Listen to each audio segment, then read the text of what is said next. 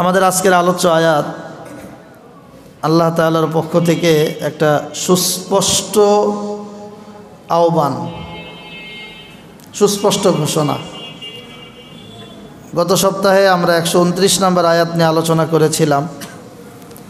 সেখানে আল্লাহ রাব্বুল আলামিন আমাদের পড়াশোনার বিষয়, শিক্ষার সিলেবাস, একজন মুমিন কি পড়বে, কি শিখবে, একজন নবীর জিম্মাদারি কি, সে পৃথিবীতে আসার পর নবুয়তের জিম্মাদারি কোন কোন বিষয়ে পালন করবে, সেই বিষয়টা আল্লাহ রাব্বুল আলামিন উল্লেখ করেছেন। এবং এখান থেকে আমরা মাদ্রাসাগুলোর শিক্ষা সিলেবাস প্রণয়ন করি সারা পৃথিবীতে। ইসলামিক ইউনিভার্সিটিগুলোর শিক্ষা সিলেবাস, মাদারেসের শিক্ষা সিলেবাস নির্ধারিত হয় এবং আমরা খুব গর্ব করে বুক ফুলিয়ে বলি যে আমাদের সিলেবাস হলো আল কোরআনুল কারীম। আমাদের সিলেবাস কি? আল কোরআনুল কারীম এবং হাদিসুন নববী, আল্লাহর নবীর হাদিস। এগুলো মাদ্রাসায় পাঠদান করা হয়, এগুলো আমরা শিখাই। এজন্য শিখাই। হাদিস শরীফে আল্লাহ রাসূল বলেছেন, খৈরুকুম মান তাআল্লামাল কুরআনা ওয়া আল্লামাহ। এই জগতে যত মানুষ আছে এর মধ্যে সবচেয়ে উত্তম তারা যারা কোরআন শিখে এবং উম্মাকে কোরআন শিখায়। যারা কোরআন শিখে, কোরআন শিখায়, এরাই উত্তম। অন্য যত মানুষে আমরা উত্তম দেখি পদ পদবীর কারণে, এগুলো সাময়িক।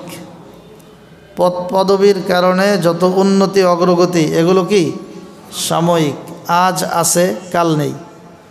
গতকালকে যারা বিভিন্ন পদে অধিষ্ঠিত ছিল, বড় বড় পদ পদবী ধারণ করেছিল, আজকে তারা পথের ফকির, পালিয়ে বেড়ায়, এদিক ওদিক যায়, আড়ালে অন্তরালে গোপনে নিভৃতে তাদের জীবন কাটছে। আবার গতকালকে যারা একেবারে নীরবে নিভৃতে গোপনে যাদের জীবন ছিল, তারা এখন প্রকাশ্যে দাপিয়ে বেড়াচ্ছে। তো এইগুলো সব সাময়িক। কিন্তু ইলমের নিসবত যেটা হয়, ওলামা ইকরামকে দেখেন, তিনি গতকাল যেমন ছিলেন আজ ওই হালতে আছেন। হ্যাঁ, যাদের উপরে জুলুম করা হয়েছে তারা জুলুমের কারণে আল্লাহ তাআলা আরও বেশি চমকায় দিছে। যে সমস্ত ওলামা ইকরাম ছিলেন তারা কিছুদিন গত আমলে পালিয়েছিল, এখন সামনে আসছে, এরকম কিন্তু হয়নি। কেন? যে আসল দাম ইলমের দাম, আসল দাম কোরআনের দাম, আসল দাম সুন্নার দাম। যারা কোরআন সুন্নাকে মানে তারাই এই জগতেও দামি, পরকালেও দামি, স্থায়ী দামি। সরকারি যত উচ্চ পদস্থ চাকরিজীবী হন, তিনি যখন রিটায়ার্ড করেন তার পিছনে কোনো বিশেষ গার্ড তাকে আর নিরাপত্তা দেয় না। এরপর তার একাকী, একেবারে নীরবে নিভৃতে, একাকিত্বের ক্লান্তি এটা তার অনুভব করতে হয়। বার্ধক্যে সে একা হয়ে যায়। কিন্তু এর বিপরীতে ওলামা ইকরাম যারা এই সিলেবাস পড়ে, যেই সিলেবাসের কথা গত সপ্তাহে আমরা আলোচনা করেছি 129 নম্বর আয়াত থেকে, যে যিনি কোরআনুল কারীম তেলাওয়াত করেন, যিনি উম্মাকে কোরআন শিখান, হিকমা সুন্নত শিখান, তাজকিয়ার মেহনত করেন, এই কোয়ালিটির ওলামা ইকরাম যারা, তাদের জীবনে কোনো অবসর নাই। তাদের জীবনের কি নাই? অবসর নাই। তাদের কোনো রিটায়ার্ডের জীবন নাই। জীবন যত যায়, বার্ধক্য যত ঘনিয়ে আসে, তাদের মান, মর্যাদা, ইজ্জত, সম্মান, যশ, খ্যাতি, মকবুলিয়াত, গ্রহণযোগ্যতা আল্লাহ তাআলা তত বেশি বাড়াইতে থাকেন। এটা শেষ হয় না, কোনো যুগে শেষ হয় না। যুগের পরিবর্তন হয়, সরকারের পরিবর্তন হয়, মেয়াদের সূচনা আছে, সমাপ্তি আছে, কিন্তু ওলামা ইকরামের শান মানের এটার কোনো সমাপ্তি নেই। এটা কোরআনুল কারীমের বরকতে, এই সিলেবাসের বরকত। এজন্য আমাদের মাসাজিদগুলোতেও আমরা বলি, অনেকে বিভিন্ন সময় মসজিদ কমিটির সদস্য হয়, তো সে ভাবে যে সে মসজিদের অনেক কিছু হয়ে গেছে, আসলে সে কিছুই হয় নাই। মসজিদ, মাদারেস এগুলোর মূল দায়িত্বশীলতার জায়গায় থাকেন ওলামা একরাম, এর কোনো মেয়াদ নাই। আজকে যে কমিটিতে আছে কালকে সে নাই, গত পর্বে যে ছিল এই পর্বে সে নাই, এই পর্বে যিনি আছেন হয়তো আগামী মেয়াদে সে থাকবে না। এই 3 বছর আছে নাই, আছে নাই, আছে নাই, এরকম জীবন। কিন্তু ওলামা একরামের যে জায়গাটা, একজন আলেম 10 বছর, 20 বছর, 30 বছর, কেউ একই মসজিদে 50 বছর, 60 বছর জীবন কাটায় দেয়, তার কোনো মেয়াদ নেই। তার মেয়াদ নির্ধারিত হয় উপর থেকে। এজন্য এই সিলেবাস যে ধারণ করবে সে দুনিয়া আখেরাত উভয় জাহানে দামি হবে, এর মধ্যে কোনো সন্দেহ নাই। আমার সন্তান যদি এই সিলেবাস পড়ে, আমি পড়াইতে পারি, আমার সন্তান দামি হয়ে যাবে। আমি নিজে পড়লে নিজে দামি হয়ে যাব, দুনিয়াতেও দামি হব, আখেরাতেও দামি হব। এত বেশি দামি হব, সারা দুনিয়ার মানুষ থাকবে পেরেশানিতে, পরকালে ইয়া নাফসি করতে থাকবে। আর আল্লাহ তাআলা এই কোরআনের সিলেবাস যে ব্যক্তি পড়েছে, যে তার সন্তানকে পড়াইছে, সেই পিতামাতাকে আল্লাহর নবী বলেন ইউলবাসু ওয়ালিদাহু তাজাই ইয়াউমাল কিয়ামাহ। এই সন্তানের পিতামাতাকে কোরআনি সিলেবাস যে পড়েছে, কোরআন পড়েছে, হাফেজ হয়েছে, তার পিতামাতাকে সবাই ভয়াবহ বিপদ আর টেনশনের মধ্যে থাকবে। আর আল্লাহ তাআলা তার পিতামাতাকে আরশের ছায়ায় ডেকে নূরের মিম্বর, স্টেজ সাজাইয়া আল্লাহ তাআলা নূরের মুকুট তার মাথায় পরিধান করায় দিবেন। একজন রিক্সা চালক, একজন ভ্যান চালক, তার ব্যক্তিগতভাবে মসজিদে তেমন কোনো আলাদা সম্মানের জায়গা নাই। পৃথিবীর কোনো মসজিদে চেয়ারম্যান, এমপি, মন্ত্রী ওনারা আসলে যেমন মানে অনিয়মিত হলেও তাদেরকে সাইড করে দেওয়া হয়, কোনো রিক্সাওয়ালা, ভ্যান চালক এদেরকে কেউ সাইড দেয়? কথা বলেন, সাইড দেয় কি না? কিন্তু তার ঘরে যদি একজন হাফেজ হয়, সেই হাফেজ ইমাম হয়ে যায়। সব এমপি, মন্ত্রী, রাজা, বাদশাহ সবার সামনে গিয়ে সে ইমামতি করে, সবার উপরে বসে সে কোরআন সুন্নাহর কথা বলে।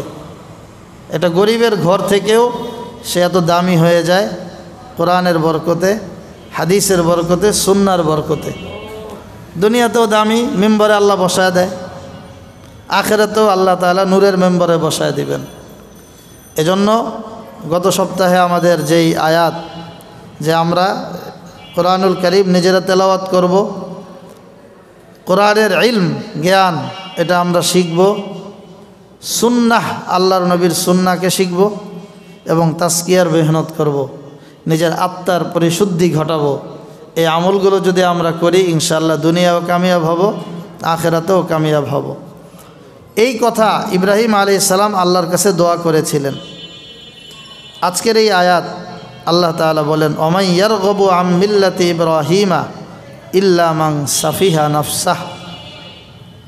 আমার নবী ইব্রাহিম যে দোয়াগুলো করেছে, ইব্রাহিম যেই মিল্লাতে ইব্রাহিম, যেই ধর্ম, ধর্মীয় বিশ্বাস, ধর্মীয় রীতিনীতি তোমাদের মাঝে রেখে গেছেন, যেই ধর্মের কথা তিনি আহ্বান করেছেন, দাওয়াত দিয়েছেন, তো এই ধর্ম থেকে মাই ইয়ারগবু আন, যে মুখ ফিরিয়ে নেয়।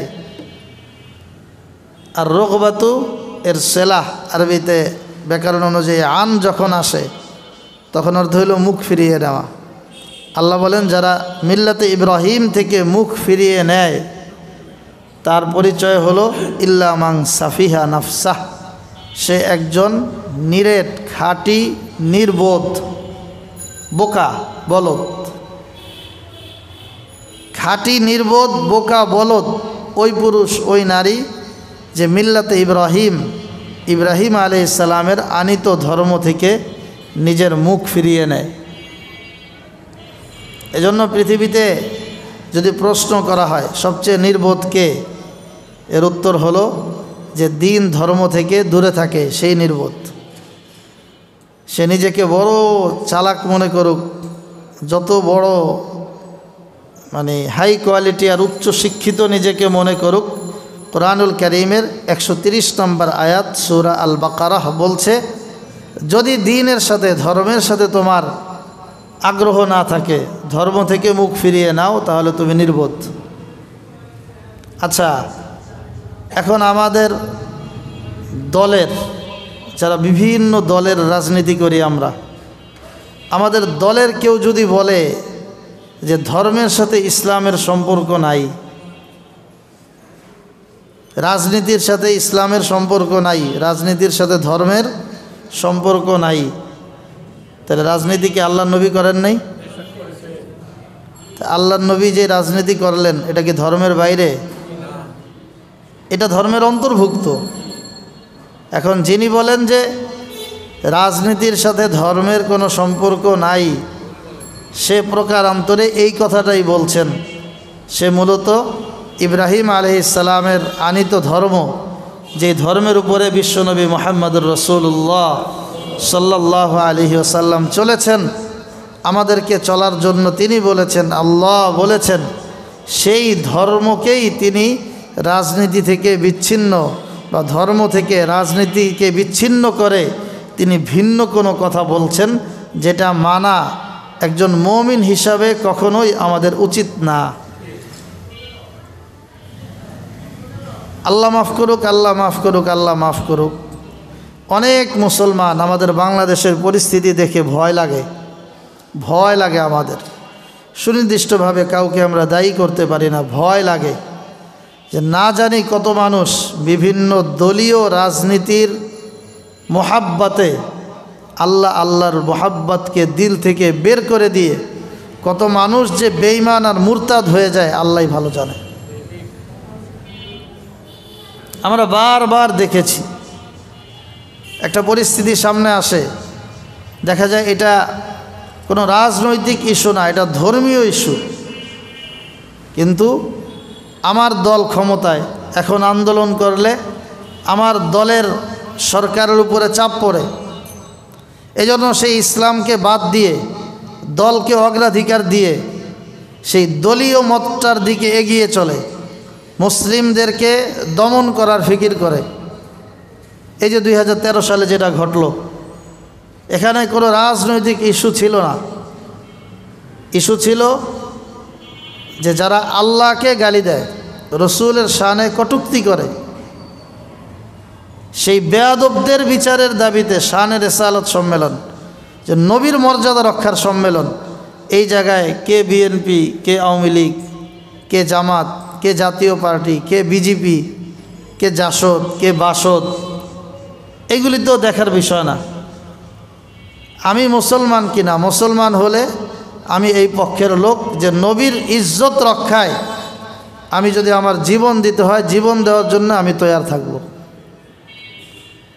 এখন একটা মিছিল যাচ্ছে, এরা বলতেছে যে নবীর ইজ্জত রক্ষা করতে হবে, আর আমি মুসলমান কোনো একটা দলের, কোন দলের আল্লাহ ভালো জানে, কোনো একটা দলের পক্ষ হয়ে তাদেরকে যদি মোকাবেলা করি, তাহলে আমি কোন পক্ষের হইলাম? নবীর মোহাব্বতকারীদের বিপক্ষের দল হইলাম, আল্লাহকে মোহাব্বতকারীদের বিপক্ষের দলের হইলাম। এই জায়গাটায় আমরা মুসলমান অনেকে ধরা খেয়ে যাই। আল্লাহ তাআলা এই জাতীয় পরিস্থিতিতে আমাদের ঈমানকে হেফাজত করার তৌফিক দান করুন। এখন আর এক ফ্যাশন শুরু হয়েছে, আল্লাহ মাফ করুক। কালকে আমাদের ধানমন্ডি আকসা মসজিদের খতিব, যিনি হেফাজতে ইসলামের মামলায় কারাগারে বন্দী ছিলেন, মুফতি ইলিয়াস হামিদি হাফিজাহুল্লাহ, কেরানীগঞ্জে এক মাহফিল করছেন। ওখানে এক দলীয় লোক, উনি মাহফিলে কোরআন সুন্নাহর কথা বলছে, ওখানে এসে সে বাধা দেয়। এখন তো কোনো দল ক্ষমতায় নাই, আছে? কোনো দলের ক্ষমতা আছে? কিন্তু সে একটা দলের লোক, একটা দলের লোক এসে বাধা দিয়ে মাহফিলে ডিস্টার্ব করছে। জনগণ উচিত শিক্ষা দিয়ে দিচ্ছে, মাশাআল্লাহ। জনগণ আবার ইদানিং সচেতন, ভুল করে না। যা দেওয়া লাগে উপহার সাথে সাথে দিয়ে দিছে টাইট করে, ঠিক আছে? এজন্য এই বিষয়ে আমাদের সতর্ক থাকতে হবে। এই জাতীয় জায়গায় যখনই কেউ কোরআন সুন্নাহর জায়গায় ডিস্টার্ব করবে, তখন ওর সাথে মানে নমনীয়ভাবে অনমনীয় আচরণ করা, এটাই ইসলামের শিক্ষা। এগুলির যদি আমরা বেশি সুযোগ দিই আবার মাথায় উঠবে। তো বলতেছিলাম, এজন্য কোরআন সুন্নাহর কথা যখন আসে, আরেকজন দেখলাম এখন তো একই কথা, কোনো দল ক্ষমতায় নাই, কিন্তু যেই দলটা এখন বাইরে আছে আর একটা দল পলাতক আছে।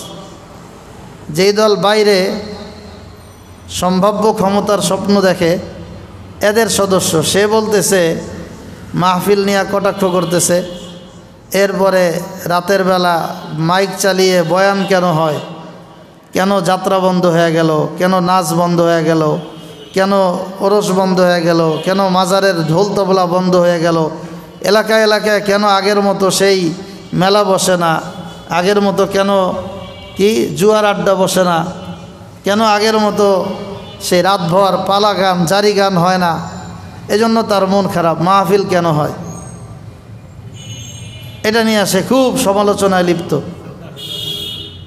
তো যেহেতু অনলাইনেই দেখছি, অনলাইনে কমেন্টে দেখলাম বাকিরা লেখছে যে সে যদিও এখন এই দল করে, আগে সে মানে হাতুড়ি লীগের সদস্য ছিল, এরপরে এই দলে আসছে।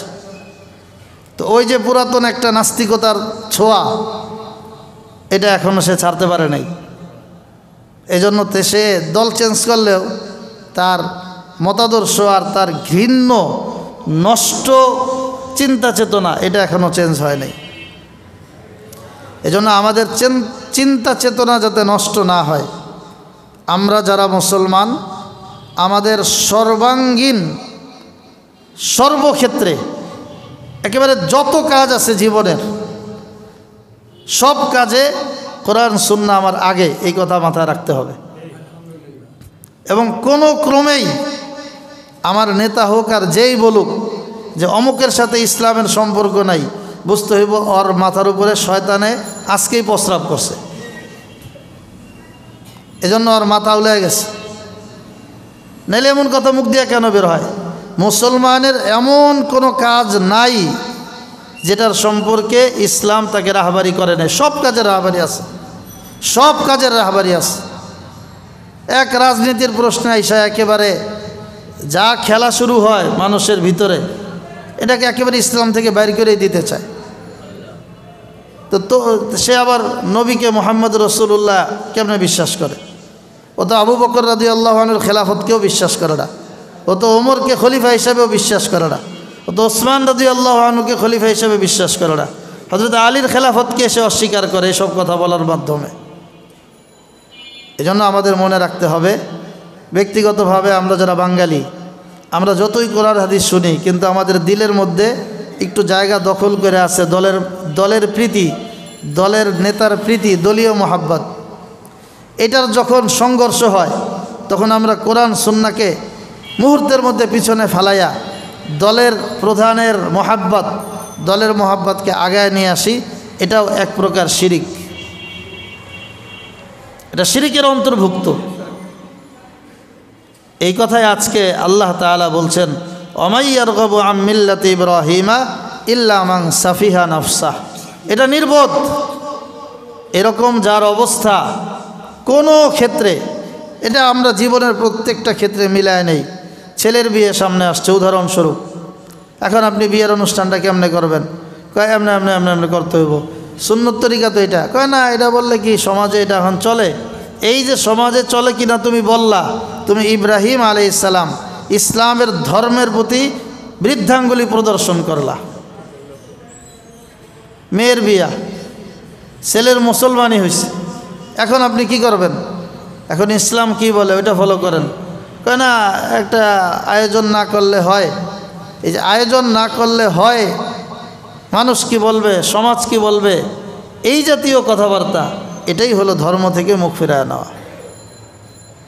আমরা সমাজ কি বলবে, মানুষ কি বলবে এটা দেখব না, আমরা দেখব আল্লাহ কি বলেন, আল্লাহর রসুল কি বলেন। আল্লাহ কি বলেন, আল্লাহর রসুল কি বলেন, আমি যদি এই কাজটা করি তাহলে আল্লাহ কি বলবেন, আমি যদি এই কাজটা করি তাহলে রসুল কি বলবেন। এটা আমাদের মাথায় আনা যতদিন পর্যন্ত না আসে ততদিন পর্যন্ত বুঝতে হবে যে আমি আসলে পরিপূর্ণরূপে ইসলামের ভিতরে এখনও অন্তর্ভুক্ত হই নাই। সকাল থেকে সন্ধ্যা, সন্ধ্যা থেকে সকাল যত কাজ আমরা করি প্রত্যেকটা কাজকে এই মানদণ্ডে, এই দাঁড়িপাল্লায় এটাকে মাপতে হবে যে আমি কি ইসলামের মানদণ্ডে আমি ঠিক আছি কিনা। কোরআনুল কারীমে আল্লাহ রাব্বুল আলামিন বলেছেন, ইয়া আইয়ুহাল্লাযীনা আমানু দুখুলু ফিস সিলমি কাফা, পরিপূর্ণরূপে মুসলমান হও, পরিপূর্ণরূপে মুসলমান হও। এজন্য এক ব্যাখ্যায় আছে যে কিছু মানুষ ইসলাম গ্রহণ করার পরেও এই মূর্তি পূজার যে একটা আগ্রহ, শখ, ওইটা তার ভিতরে কিছুটা ওয়াসওয়াসা দিত। বগলের নিচে মূর্তি রেখা নামাজে দাঁড়াইতো, আল্লাহু আকবার। এইভাবে বগলের নিচে কি রেখা ছোট্ট একটা মূর্তি রাখতো যে আমার এই খোদাও আছে, এবার আল্লাহর কাছেও চাই। এই জন্য আল্লাহ নবী সাল্লাল্লাহু আলাইহি ওয়াসাল্লাম হাত বাঁধার সুন্নত শিখাইছে যে হাত বাঁধার সময়, হাত উত্তোলনের সময় দুই হাত উঠাইবা, একেবারে বৃদ্ধাঙ্গুলি কানের লতি বরাবর আসবে, আর এই যে কানের উপর বরাবর হাতের এই বাকি আঙ্গুলগুলো থাকবে। এইভাবে যখন আপনি হাত উঠাইবেন তখন আর বগলের তলে কিছু আছে? কথা কয় না, বগলের তলে কিছু আছে? এখন আর তলে রাখার সুযোগ নেই। এই জন্য সব পাক সাফ করে পরিপূর্ণরূপে ইসলামের মধ্যে আসতে হবে। আজকের আয়াত এই কথা বলে যে মিল্লাতে ইব্রাহিম থেকে কেউ যদি আমার অজান্তেও হয়ে যায় সাফিহা নফসা, নির্বোধ। আমাদের সন্তানরা যে চুল কাটে, ছেলেরা চুল কাটে না আমাদের, কোন তরিকায়, কোন স্টাইলে? মানে আগের যুগে চোর ধরলে যেই কাজ করত, মাথার এক সাইড কেটে দিত, যা এবার তোরে ছেড়ে দিলাম। এখন ওরা স্বেচ্ছায় চোর হয়ে গেছে। এটা কোনো স্টাইল না, এটা হলো চোর কাটিং। কি কাটিং? চোর কাটিং। তো এই যে চোর কাটিং করে আপনার সামনে দিয়ে হাঁটে, আপনার তো রাগ হওয়া দরকার। আপনার ঘরে যখন আসে আপনার রাগ হওয়া দরকার, ওরে শাস্তি দেওয়া দরকার, এখান থেকে বারণ করা দরকার। কারণ মিল্লাতে ইব্রাহিমের তরিকায় সে নাই। ইব্রাহিম আলাইহিস সালামের তরিকায়, ইসলামে এরকম চুল রাখার কোনো বিধান নাই। এটা আসছেই বিভিন্ন বিধর্মীদের চুলের কাটিং থেকে। এরপরে আমাদের সন্তানরা, আমরা নিজেরা, আল্লাহ মাফ করুক, দাড়ি কাটা ফেলাই। আছে না কিছু মানুষ দাড়ি কাটা ফেলায়? এটা তো আমার নবীর তরিকার মধ্যে নাই। দাড়ি কাটা কেমনে কাটে মানুষ? এটা কেমনে সম্ভব? মুসলমান পরিচয় দিয়ে দাড়ি চাচা কেমনে সম্ভব? হ্যাঁ, কোনো দেশ যদি রাষ্ট্রীয়ভাবে নিয়ম থাকে দাড়ি রাখা যাবে না, সেই দেশের মানুষ হয়তো আল্লাহর কাছে পার পাইতে পারবে। যেমন আমি মদিনা শরীফে আল্লাহর নবীর কবর জিয়ারতের যে লাইন, ওই লাইনে দাঁড়ানো, ভিড়, সিরিয়ালে মানুষ যাচ্ছে। আমার পাশে কয়েকজন দাড়ি চাচা, বুড়া, এবং আল্লাহর নবীর এশক মোহাব্বতে আবেগে কাঁদতেছে, চোখের দিয়ে পানি বের হচ্ছে। আমার কাছে কৌতূহল লাগলো, আরে বেটা তুই দাড়ি রাখস নাই, আবার নবীর মোহাব্বতে কাঁদতেছস। তো আমি জিজ্ঞাসা করলাম কৌতূহল নিয়েই যে আপনারা কোন দেশের? বলল তুরস্ক। তুর্কি। তো আমি বললাম যে আপনি নবীর মোহাব্বতে কাঁদতেছেন, আপনার তো দাড়ি নাই, নবীর মোহাব্বত নেই, এটা দাড়ি রেখা নবীর মোহাব্বত দেখাইবেন, দাড়ি কোথায়? পরে আরও কেন্দ্রে দিল, বলল যে আমাদের দেশে দাড়ি রাখার নিয়মই নেই, আমাদের ইচ্ছা আছে কিন্তু রাষ্ট্রীয় কারণেই আমরা রাখতে পারি না। এরকম যাদের হালত তাদের হিসাব ভিন্ন। আমাদের দেশে তো আলহামদুলিল্লাহ আমাদের সাধারণ মানুষের জন্য এই নিয়ম নাই যে দাড়ি রাখা যাবে না। আমাদের দেশে হাজারো অনিয়ম, এর মধ্যেও প্রশাসনে কেউ যদি দাড়ি রাখতে চায় তাহলে তার অনুমতি আছে, তাকে দরখাস্ত করতে হয়, অনুমোদন নিতে হয়। পুলিশ হোক, আর্মি হোক, র্যাব হোক, বিডিআর হোক, সেনাবাহিনী হোক, অ্যাপ্লিকেশন করতে হয়। তার উপরস্থ বস যদি ভালো থাকে, তার যদি দিল ভালো থাকে, হৃদয়বান হয়, সে অনুমোদন দিয়ে দিলে তো তার এটাকে আর অমান্য করার মতো কেউ নাই, সে দাড়ি রেখেই চলতে পারবে। এজন্য অনেক পুলিশ দেখবেন দাড়িওয়ালা আছে। এজন্য এটাকে যে আপনি অজুহাত বানাবেন সেই সুযোগ নাই। চীনে ব্যবসা করে অনেক মানুষ আছে যে ভাই দাড়ি রাখেন না কেন, বলে যে হুজুর দেশ বিদেশে ঘুরতে হয় তো এয়ারপোর্টে ডিস্টার্ব করে। চীনে ডিস্টার্ব করলে বেশি করার কথা, এটা বৌদ্ধ ধর্মের দেশ এবং উইঘুরে অনেক মুসলিম নির্যাতিত, ওদের নিয়মকানুন খুব কড়া। তো ঢাকা শহরে চীনে নিয়মিত ব্যবসা করে বড় বড় দাড়িওয়ালা মানুষ এরকম আছে। আমি সরাসরি ওনাদেরকে জিজ্ঞাসা করছি যে আপনি চীন যান এই হালতে আপনার কোনো সমস্যা হয় না? ইন্ডিয়া যান, কয় না কোনো সমস্যা নেই। যখন দেখে আমাদের পাসপোর্ট, এটা হইল বিজনেস ভিসা, এটা দেখার সাথে সাথে আমাদের জন্য 7 খুন মাফ। বিজনেস ভিসা এটা তো ওদের জন্য ফায়দা, ওদের দেশের কল্যাণ, ওদের দেশের রেমিটেন্স যুক্ত হয় আমার টাকা দিয়ে। তা আমার ক্ষতি করবে কেন? আমার দাড়ি ইত্যাদি পোশাক কোনো কিছুতেই আমাদের কোনো ক্ষতি হয় না। তো কে বাধা দিল আপনাদেরকে আমাদেরকে? আমেরিকায় থাকি, আমেরিকার ভিতরগত অবস্থা হলো আমাদের বাংলাদেশে গত আমলে দাড়ি রাখার আতঙ্ক ছিল, টুপি পরার একটা আতঙ্ক ছিল। তখনও আমেরিকায় দাড়ি টুপি কোনো আতঙ্ক ছিল না। তখনও আমেরিকায় দাড়ি টুপি আতঙ্ক ছিল না। হ্যাঁ, সতর্কতা আছে, আতঙ্ক না, সতর্কতা। তারা এদের পিছনে গোয়েন্দা ব্যবহার করে, দেখে, চেক করে যে তারা কি আমাদের দেশদ্রোহী কোনো কাজের সাথে জড়িত আছে কিনা, এতটুকু যাচাই করে গোয়েন্দা লাগায়া। যখন দেখে যে না, তার দ্বারা আমাদের দেশের বিরুদ্ধে কোনো কাজ হয় না, তখন এই যে গুম হয়ে যাওয়া, এরপরে একজন মানুষকে ঘর থেকে নিয়ে নির্যাতন করা, এ জাতীয় সিস্টেম ওখানেও নাই।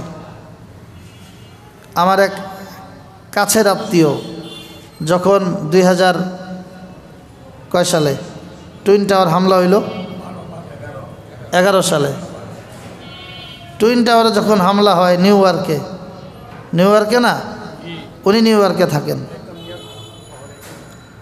ইয়র্কে থাকেন, ওনার সাথে কথা হইল। উনি মনে হয় এই হামলার বছরখানিক পরে দেশে আসছিলেন, তখন ওনার সাথে আমার কথা হইল। উনি বললেন যে আমাদের একটু সতর্কতার সাথে চলতে হয়, তবে বাংলাদেশের যে ভয়াবহ পরিস্থিতি, এত ভয়াবহ পরিস্থিতি আমাদের নাই। যদিও টুইন টাওয়ারে হামলা হয়েছে, এখানে হামলাকারী তাদের ধারণায় মুসলমান হামলা করছে, ওসামা বিন লাদেনের নেতৃত্বে হামলা হয়েছে, এটা তাদের পরিকল্পিত একটা সাজানো নাটক। এটা দিয়ে তারা মুসলমানদেরকে চাপ সৃষ্টি করতে চায়, এটা বহির্বিশ্ব দেখে। কিন্তু আভ্যন্তরীণভাবে আমরা নিউ ইয়র্কে থাকি, ওনার একটা মাদ্রাসা মসজিদ নিউ ইয়র্কে, উনি খতিব, মাদ্রাসা চালান। এই ইহুদিদের বাচ্চারা মুসলমান হয়ে এই মাদ্রাসায় পড়ে। উনি বললেন আমাদের উপরে এই দেশে যেই পরিমাণ অনিয়মিত চাপ, মানে অনিয়মের চাপ, এই পরিমাণ চাপ নেই। হ্যাঁ, আমাদের মাদ্রাসার সামনে এই হামলার পরে পুলিশ লাগানো ছিল, গোয়েন্দা লাগানো ছিল। আমরা কি পড়াই, কি বলি, কি বয়ান করি, সবগুলোর উপরে নজরদারি হয়েছে। কিন্তু এটা নিয়ে আমাদেরকে কোনো বাড়তি পেরেশানি ভোগ করতে হয়নি। আমাদের দেশে তো আল্লাহ মাফ করুক, আল্লাহ মাফ করুক, একাধিকবার এমন হয়েছে, আল্লাহ মাফ করুক। এই পরিস্থিতি এদেশের মুসলমানের উপরে আর কোনো দিন না আসুক। সাধারণ মুসলমান ভয়ে দাড়ি কেটে ফেলাইছে। সাধারণ মুসলমান ভয়ে টুকটাক ইমানদার একটু ইমান আনছে, মোটামুটি দিনের উপরে চলে, দাড়ি রাখছে, টুপি পরে, সে ভয়ে দাড়ি কেটে ফেলাইছে, টুপি পরা বন্ধ করে দিছে। দাড়ি টুপি থাকলেই না জানি কি বিপদ আসছে আমার উপরে। তো জন্য আল্লাহর কাছে খুব বেশি দোয়া করা, কান্নাকাটি করা আমাদের উপরে, আমাদের পাপের কারণে আল্লাহ যাতে এমন লোক আগামীতেও চাপায় না দেন। আমরা স্বাধীনভাবে মুসলমানরা ইসলামের নিয়ম কানুনগুলো পালন করব, আমরা কোরআন সুন্নাহ মোতাবেক চলব, এরকম একটা পরিবেশ আমাদের সবসময়ই দরকার। আল্লাহ তাআলা সেই পরিবেশ দান করেন। তো আল্লাহ বলছেন ইল্লা মান সাফিহা নাফসাহ, এরকম যে দিন ধর্ম থেকে নিজের জীবনে, ব্যক্তি জীবন, সামাজিক জীবন, রাষ্ট্রীয় জীবনে কোনো জায়গায় সে দূরে সরে থাকে মিল্লাতে ইব্রাহিম থেকে, সে হইল একজন খাঁটি, নির্ভেজাল, নিরেট, নির্বোধ। এরপর আল্লাহ বলেন ওয়ালাকাদ ইসতাফাইনাহু ফিদ দুনিয়া, আমি তো ইব্রাহিমকে এই জমিনের মধ্যে আমার একজন নির্বাচিত বান্দা হিসাবে আমি তাকে সিলেক্ট করেছি, বাছাই করেছি। ইব্রাহিমকে আমি বাছাই করেছি। ওয়া ইন্নাহু ফিল আখিরাতি লামিনাস সালিহিন, আর আখিরাতে সে নেককারদের অন্তর্ভুক্ত হবে। তো ইব্রাহিম আলাইহিস সালাম যেমনি নেককারদের অন্তর্ভুক্ত হবেন, যারা মিল্লাতে ইব্রাহিমের অনুসারী হবেন তারাও আমরা ইনশাআল্লাহ নেককারদের অন্তর্ভুক্ত হব। ইব্রাহিম আলাইহিস সালামের বৈশিষ্ট্য কী ছিল? ইদ ক্বালা লাহু রব্বুহু আসলিম, ইয়া রাসূলুল্লাহ আপনি স্মরণ করেন, আমি যখন ইব্রাহিমকে বললাম আসলিম, তুমি ইসলাম গ্রহণ করো, তোমার বাবা তো কাফের, তোমার বাবা আজর সে তো কাফের, মূর্তি পূজা করে, কিন্তু তুমি এটা করো না, বাবা যা করে করুক, তুমি ছেলে হিসাবে ইসলাম গ্রহণ করো। ইব্রাহিম কি জবাব দিল? ক্বালা আসলামতু লিরাব্বিল আলামিন, রব্বুল আলামিন সব জাহানের রব যিনি, সেই রবের উপর আমি ইসলাম গ্রহণ করলাম, আমি ইসলামকে মেনে নিলাম। এই যে কথাটা আমি ইসলামকে মেনে নিলাম, এটা বলা খুব সহজ। আমরা সবাই বলতে পারি যে আমি ইসলামকে মেনে নিলাম, কিন্তু আসলেই মানলাম কিনা, আসলে আমি মুসলিম হলাম কিনা, এই জায়গাটা বড় জটিল। মুসলিম হওয়া, হাকিকি মুসলিম হওয়া বড় জটিল। এজন্য আল্লাহ রসুল সাল্লাল্লাহু আলাইহি ওয়াসাল্লাম বলেছেন আল মুসলিমু মান সালিমাল মুসলিমুনা মিন লিসানিহি ওয়া ইয়াদিহি। মুসলিমকে, ইব্রাহিম আলাইহিস সালাম বললেন যে আমি মুসলমান হয়ে গেছি। আমরা হয়তো বলতে পারবো যে আমরা মুসলমান হয়ে গেছি, আমরা মুসলমান, এটা আমাদের দাবি না। তা আল্লাহর নবী বলেন মুসলমানকে জানো? আল মুসলিমু মান সালিমাল মুসলিমুনা মিন লিসানিহি ওয়া ইয়াদিহি। মুসলমানের পরিচয় হলো, মুসলমান ওই ব্যক্তি যার মুখ এবং হাত দ্বারা অপর মুসলমান কষ্ট পায় না, অপর মুসলমান তার মুখের অনিষ্টতা, হাতের অনিষ্টতা থেকে নিরাপদ থাকে। তো আমার মুখের অনিষ্টতা থেকে আসলেই কি সব মুসলমান নিরাপদে থাকে? আমি কি মুখ দ্বারা কাউকে কষ্ট দিই না? আমার জীবনে আমি মুখ দ্বারা কতজনকে কষ্ট দিয়েছি, কতজন হিসাব করে শেষ করতে পারবো? প্রত্যেকে যদি যার যারটা হিসাব লাগাই, প্রত্যেকে যদি হিসাব লাগাই যে আমি আমার মুখ দিয়ে শুধু কি পরিমাণ মানুষকে কষ্ট দিয়েছি, কতজনের হৃদয়ে আঘাত করেছি, মন ভেঙে দিয়েছি, হৃদয়কে চূর্ণ বিচূর্ণ চৌচির করে দিয়েছি। যার মুখ থেকে উম্মাহ নিরাপদ সে মুসলমান। এখন তো আমরা যারা বাবা, আমরা যারা মা, আল্লাহ মাফ করুক, আল্লাহ মাফ করুক, আল্লাহ মাফ করুক, আমরা অন্যদেরকেও মুখ দিয়ে কষ্ট দেই। কখনো বাবা মা শাসনের তরিকা পদ্ধতি না শেখার কারণে, না বোঝার কারণে, না জানার কারণে বাবা মা হয়েও নিজের মুখ দিয়ে নিজের ছেলেদেরকে কষ্ট দেয়, মেয়েদেরকে কষ্ট দেয়, এটাও নিষেধ। শাসনেরও তরিকা আছে, আমি কোন শব্দে কোন লফজে কি বলে শাসন করব।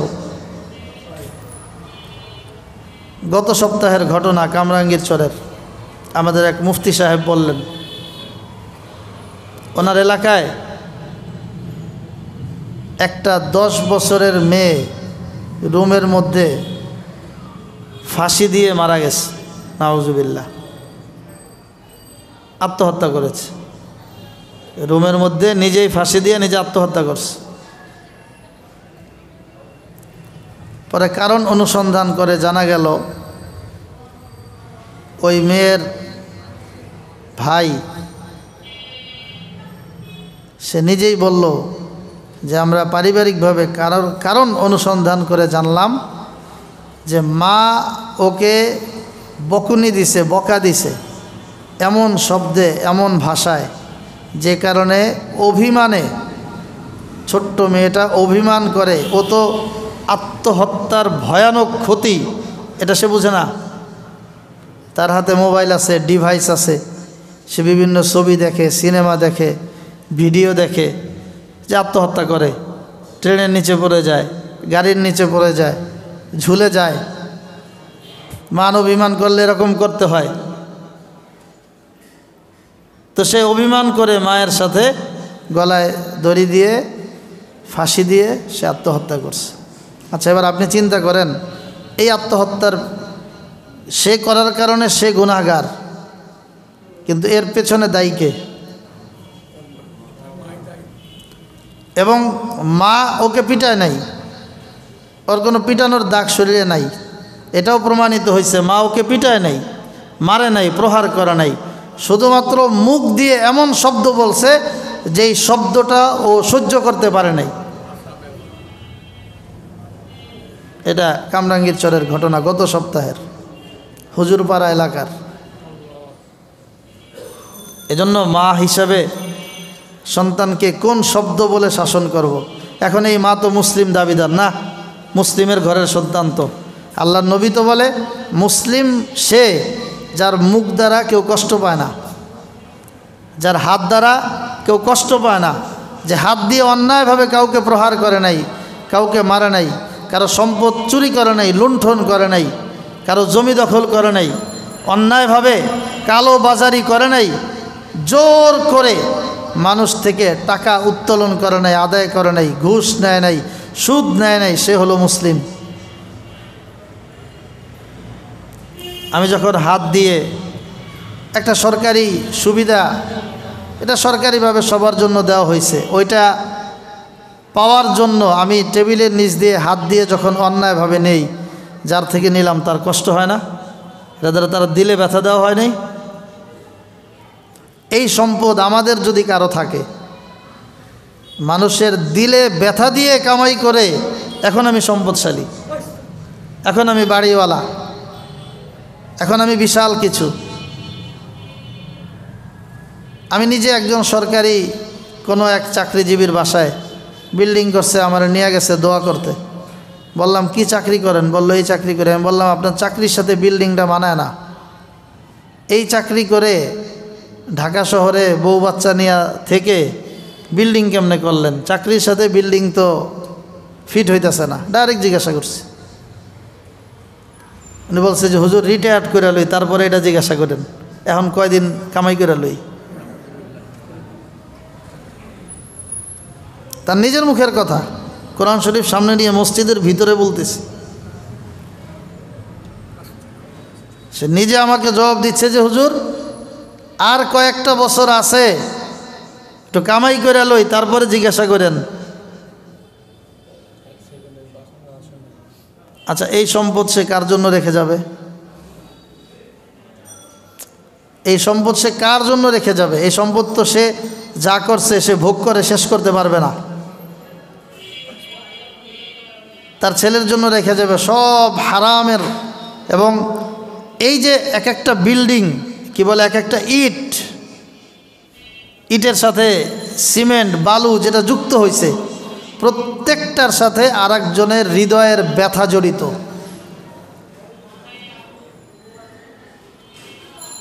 যেই মানুষটা চতুর্দিকের এমন ইট বালি ঘেরাওকৃত রুমে বিল্ডিংয়ে থাকবে, চতুর্দিক থেকে মানুষের দিলের আহাজারির বদ্ধ আসতেছে, সেই ঘরে সে তার সন্তান সুখে থাকবে? এতই সহজ সুখ? এজন্য অধিকাংশ বড়লোকের ঘরে সুখ নাই, অধিকাংশ বড়লোকের চোখে ঘুম নাই, অধিকাংশ বড়লোকের সন্তান মানুষ হয় না।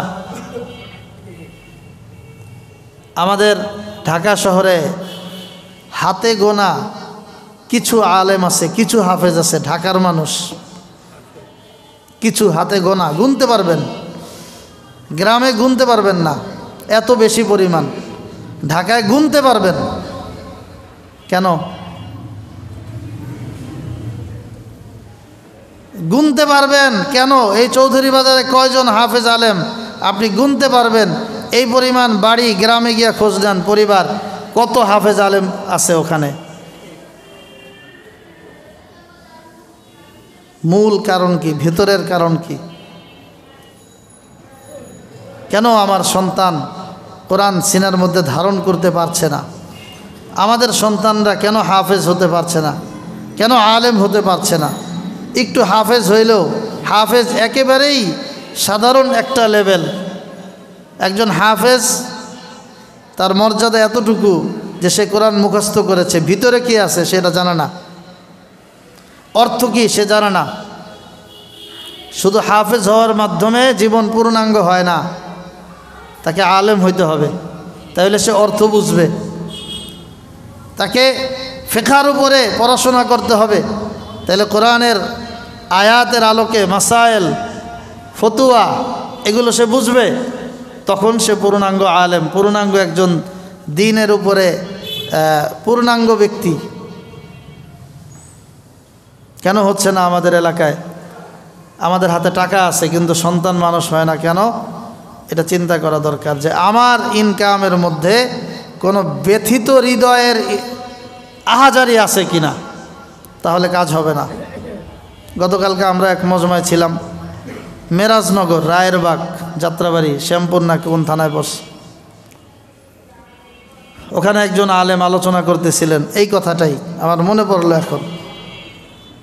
মাদ্রাসা যদি আল্লাহর কাছে কবুল করাইতে হয়, মাদ্রাসার ছাত্র শিক্ষক এগুলো যদি আল্লাহর কাছে মঞ্জুরি নিতে হয়, তাহলে এই জায়গায় কোনো ব্যথিত হৃদয়ের কোনো টাকা ইনভেস্ট করা যাবে না, এমন কারো দানও ওখানে নেওয়া যাবে না। যে একজন ছিনতাই করে আনছে 2 লাখ টাকা, ওখান থেকে আপনাকে 10,000 দিল, আপনি যদি জানেন যে এই লোকটার আসলে ইনকামের পথ সহি না, সে আরেকজনের হৃদয়ে ব্যথা দিয়ে ওই টাকা আপনাকে দান করছে, এই টাকা নিলেও বরকত হবে না। আমাদের আকাবির আসলাফ, বুজুর্গানে কেরাম এজন্য দান নেওয়ার ক্ষেত্রেও সতর্ক থাকতেন। আমাদের শায়েখ যারা, তারাও সহজে দান নেন না। বাইরে গিয়ে যে নামাজ পড়ে না, বেনামাজি, বিভিন্ন গুনাহের কাজের সাথে জড়িত, তাদের কাছে তোষামত করে মসজিদ মাদ্রাসার দান কালেকশন করে না। আমি ব্যক্তিগতভাবে কারো কাছে যাই না, আল্লাহর রহমতে। আল্লাহ তো অনেকগুলো মাদ্রাসার খেদমত করায়। ওই যে একদিন শুধু আপনাদেরকে বললাম মাহফিল উপলক্ষে টুকটাক আপনারা যা দিছেন, আরও বিভিন্ন যারা দিনদার, নামাজি, পরহেজগার, মাদারেসের প্রয়োজনে শুধু তাদেরকেই বলি, তাদেরকেই মেসেজ দিই, আওয়াজ দিই। কিন্তু যাদের কাছে মনে হয় যে সে নিজেই নামাজি না, তাদেরকে বলি না। কারণ শুধু টাকা হইলেই হয় না, এটা বরকত লাগবে। তো আল্লাহ রব্বুল আলামিন কুরআনুল কারীমের মধ্যে বলছেন, ওয়া ইন্নাহু ফিল আখিরাতি লামিনাস সালিহিন ইয ক্বালা লাহু রাব্বুহু আসলিম ক্বালা আসলামতু লিরাব্বিল আলামিন। রব্বুল আলামিনকে খুশি করার জন্য আমি মুসলমান হয়েছি। আমার পরিচয়, আমি মুখে হাতে কোনো অঙ্গ প্রত্যঙ্গ দিয়ে কাউকে কষ্ট দেই না। এজন্য এটা অনেক বড় দামি গুণ, অনেক বড় দামি সিফাত। এমনিতেই হবে না, হিম্মত করে এটা অর্জন করতে হবে, নিয়ত করতে হবে, সংকল্প করতে হবে, এটাকে পরিকল্পিতভাবে মেহনত করতে হবে। যে আমি হিসাব করতে হবে যে আজকের দিনে আমি মুখ দ্বারা কাউকে কষ্ট দিলাম কি না। প্রত্যেকে যদি এই মুহূর্তে আমরা এখানে যারা আছি, যারা আমাদের কথাগুলো শুনছি, একটু হিসাব লাগান তো, শুধু আজকের দিনের হিসাব কি আমাদের কাছে আছে কি না, এটাও একটা প্রশ্ন। আমি কথা বলার সময় চিন্তা করছি কি না, আমি যে কাউকে কিছু বললাম এটার দ্বারা যে কি সে খুশি হয় না বেজার হয়, তার হৃদয়ে ধাক্কা লাগে, ব্যথা পায়, নাকি সে আনন্দ পায়, এটা ফিকির করেও আমরা কথা বলি না। এখন বলবেন হুজুর আপনি তো অনেক কথা বলেন, আমাদের হৃদয়ে লাগে। সেটা কোরআন সুন্নাহর কথা হইলে এটার জন্য আমি মাখুজ ইনদাল্লাহ, আল্লাহর কাছে পাকড়াও হব না, কারণ আমি কোরআন সুন্নাহর কথাই বলছি, আমার কথা বলছি না। ব্যক্তিগতভাবে আপনাদের কারো সাথে আমার কোনো লেনদেন নাই, আত্মীয়তার সম্পর্কও নাই, এত গভীর মহব্বত নাই যে আপনাকে ব্যথা দিতে হবে। যেটা বলি কোরআন সুন্নাহর কথা বলি আপনার হৃদয়ে আগ্রহ তৈরি করার জন্য, যাতে ব্যথা আগ্রহ তৈরি হয়। এজন্য আমরা ইব্রাহিম আলাইহিস সালামের সম্পর্কে আল্লাহ বলেছেন আসলামতু লিরাব্বিল আলামিন, যে আমার নবী ইব্রাহিম সে ইসলাম পূর্ণাঙ্গরূপে ইসলাম গ্রহণ করেছে।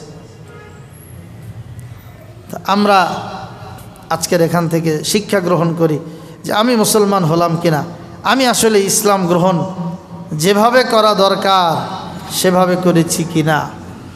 প্রতিদিন খুব খারাপ লাগে আসলে, আমাদের জায়গা থেকে বাইরে খুব একটা লেনদেন করতে হয় না, এটা আল্লাহর খাস মেহেরবানি। টুকটাক যাই মানুষের সাথে লেনদেনের আচরণ দেখি, মানুষ মুখ দিয়ে ইদানিং যেটা দেখি, মানে গালি ছাড়া একজন আরেকজনকে কথাই বলে না। সাধারণ বিষয়ে গালিগালাজ করতেছে, তুচ্ছ বিষয়ে অযথা গালিগালাজ করতেছে। এজন্য যখনই হালত দেখি আমাদের বাবা মার জন্য খুব দোয়াস, যে ওনারা যদি আমাদেরকে জীবনের শুরুতে কোরআন হাদিস না শিখাইয়া অন্য কিছু শিখাইতেন, আমার যদি ওই লাইনে চলতে হইতো যেই লাইনে গালিগালাজ করে কাজ উদ্ধার করতে হয়, এটা থেকে তো ওনারা আমাদেরকে হেফাজত করেছেন, যেন খুব দোয়াস। আমার আব্বা একদিন কথা প্রসঙ্গে বলছেন যে আমি যখন ব্যবসায়িক কাজে এক জায়গা থেকে আরেক জায়গায় যাই, বাসে টিভি চলে, টিভিতে ছবি চলে, গান বাজনা চলে। আব্বা ব্যবসা করতেন, এক জেলা থেকে আরেক জেলায় যাইতেন। অনেক সময় আমি নিজেই হেল্পার, কন্ট্রাক্টর, ড্রাইভার এদেরকে বলে গান বন্ধ করার চেষ্টা করতাম, কখনো পারতাম কখনো পারতাম না। তখন আমি গাড়িতে বসে বসে আল্লাহর কাছে দোয়া করতাম, আল্লাহ আমার সন্তান যাতে এমন না হয় যে তাকে রিজিকের প্রয়োজনে ছুটতে হয় আর এরকম হারাম জিনিসের দিকে চোখ রাখতে হয়, এরকম যেন আমার সন্তানের জীবন না হয়। আব্বা নিজে আমাদেরকে বলছেন। আমি তখন আল্লাহর কাছে চোখের পানি ফেলে দোয়া করতাম, এমন জীবন যাতে ওদের না হয়। তা আল্লাহর রহমতে আমাদের জীবন এমনই, ইচ্ছে করলে আমরা এগুলো না দেখেও এখন টুকটাক মাহফিলের প্রোগ্রামে যাই, আল্লাহর রহমতে বাসে তো যাই না, নিজস্ব প্রাইভেট গাড়ি নিয়ে ভাড়া করে এদিক ওদিক যাই, এটার মধ্যে আর দেখা লাগে না কিছু। নিজের মতো করেই গজল ওয়াজ শুনলে শোনা যায়, জোরপূর্বক চাপায় দিবে এমন কিছু শুনতে হয় না, এটা আল্লাহর মেহেরবানি। এজন্য প্রত্যেকে, আমার প্রজন্ম, আমার সন্তান, তাদেরকে আমি কোন হালতে রেখে যাচ্ছি, আমি নিজে ইসলামের উপরে আছি কিনা, তাদেরকে ইসলামের উপরে রাখতে পারলাম কিনা, আমার ইন্তেকালের পর সে আমার জন্য দোয়া করবে এই মন মানসিকতা তার আছে কিনা। আমি একটা কথা বারবার বলি, দুঃখ থেকে বলি এবং এখনও বলি, এই যে জানাজার জন্য খাটিয়া গেল একটু আগে, এইমাত্র ওরা ঢুকাইলো, আপনারা তো দেখেন নাই, আমরা এদিক তাকানো, আমিও ওদিক তাকানো, একটু আগে ঢুকাইলো। যেই ছেলেগুলো, যেই বাবা বা চাচার জন্য খাটিয়ারা ঢুকাইলো, এই ছেলেগুলো ফজরের নামাজ পড়বে না। এই ছেলেগুলোকেই ফজরের নামাজে খুঁজে পাবো না আমরা। আগামীকালকের পরবর্তী নামাজ তো দূরের কথা।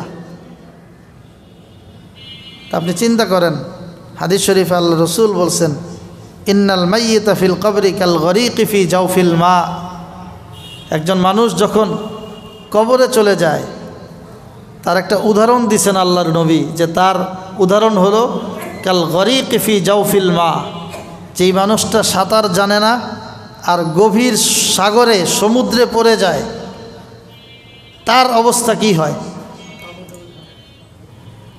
গভীর জলে যখন সে পড়ে যায় সে তখন চুবানি খায় আর চতুর্দিকে তাকায় যে তাকে উদ্ধার করার মতো কোনো নৌকা, কোনো জাহাজ, কোনো ব্যক্তি, কোনো হেলিকপ্টার উপর থেকে কেউ কোনো দিক থেকে, অথবা কোনো একটা কলা গাছ, কোনো একটা খুঁটি, কোনো একটা গম্বুজ নিজে ধরতে পারে কিনা, কেউ সহযোগিতা করে কিনা, এটার দিকে সে চতুর্দিকে দেখতে থাকে, ডানে বামে উপরে কোনো দিক থেকে তার কোনো সাহায্য আসে কিনা।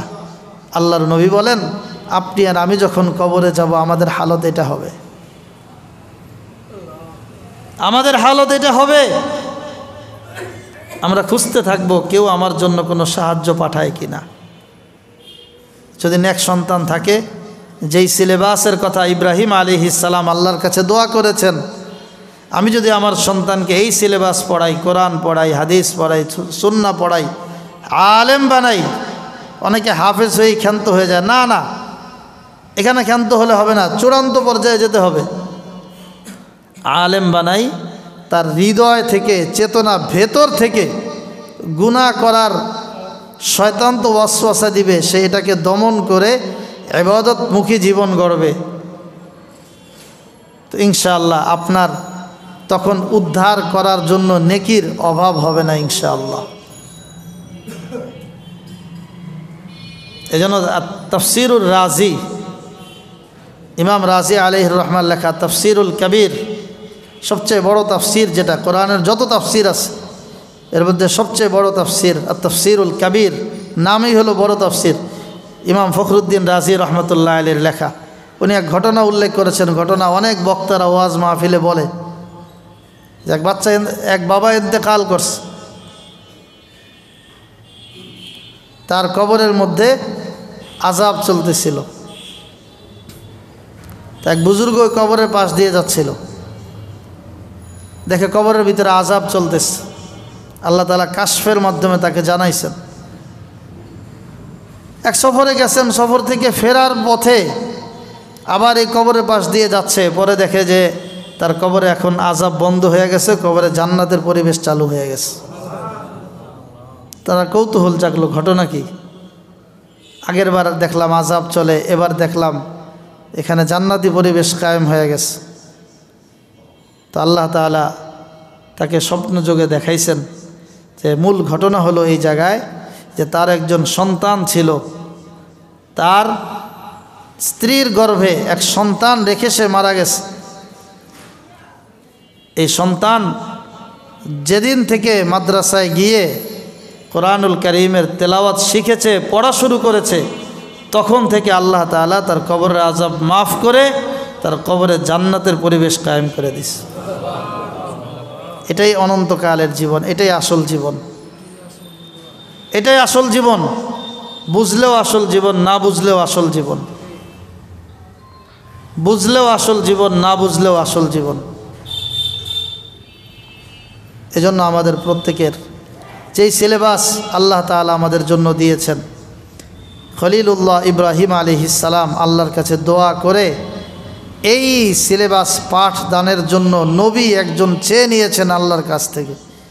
নবী দুনিয়াতে আসার পর এই তরিকায় মেহনত করেছেন, সেই তরিকার, সেই ধর্মের, সেই পদ্ধতির এই পূর্ণাঙ্গ সিলেবাস এবং মিল্লাতে ইব্রাহিমকে হৃদয়ের মধ্যে ধারণ করে চলার জন্য আমরা নিজেরাও চেষ্টা করি, খুব কান্নাকাটি করে আল্লাহর কাছ থেকে মঞ্জুরি করাই। যাদের সন্তান এখন এমন নাই যে এদেরকে আপনি আর কোরআন সুন্নাহ শিখাইতে পারবেন, নাতিদের ফিকির করেন, নাতিনদের ফিকির করেন। আপনার ঘরে কোরআন পড়ানে ওয়ালা প্রজন্ম তৈরি করেন। এগুলো নূর, এটা বাতি, এটা জ্বলবে, ঝলমল করবে, ঘরের মধ্যে আলো তৈরি হবে ইনশাআল্লাহ। এটাকে মানে সামান্য চোখে, অবহেলার চোখে দেখার কোনো সুযোগ নাই। যারাই দেখবে তাদেরকে আল্লাহ বলছেন ইল্লা মান সাফিহা নাফসা। এটাই নির্বোধ, এটাই নির্বোধ। মানে দুনিয়া তো আমরা এখনো আছি সচল বুঝমান। আমার আব্বা দুনিয়া থেকে চলে গেছেন, আপনাদের অনেকের বাবা দুনিয়া থেকে চলে গেছেন, আমরা অনেকে বাবা আছি, আমরাও চলে যাব একদিন, হঠাৎ করে চলে যাব।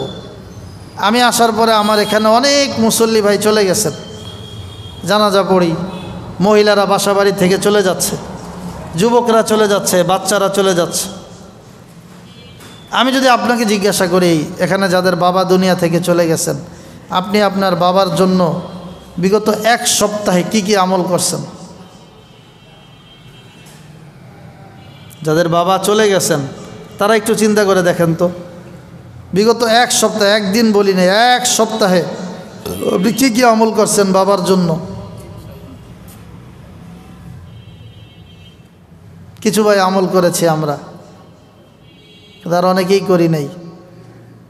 আমার ছেলে আমি চলে যাওয়ার পর আমি যখন হাত উঠাইতে পারলাম, এরকম সে আমল করবে এই হালতে তাকে রেখে যাচ্ছি কিনা, এটা রাখা আমার দায়িত্ব।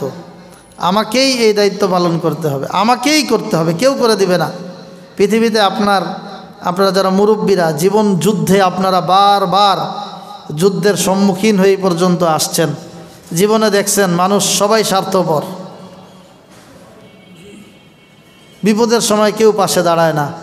আপনার আমার বিপদে শুধু সন্তান ছাড়া কেউ পাশে দাঁড়ানোর জন্য এগিয়ে আসবে না, সন্তানও যদি মানুষ হয়। জন্য সবাই খুব দোয়া করা, কান্নাকাটি করা, চোখের পানি ফেলায়া আল্লাহর কাছ থেকে মঞ্জুরি নেওয়া, আল্লাহ আপনি আমার সন্তানদেরকে কবুল করেন, আমাদের সন্তান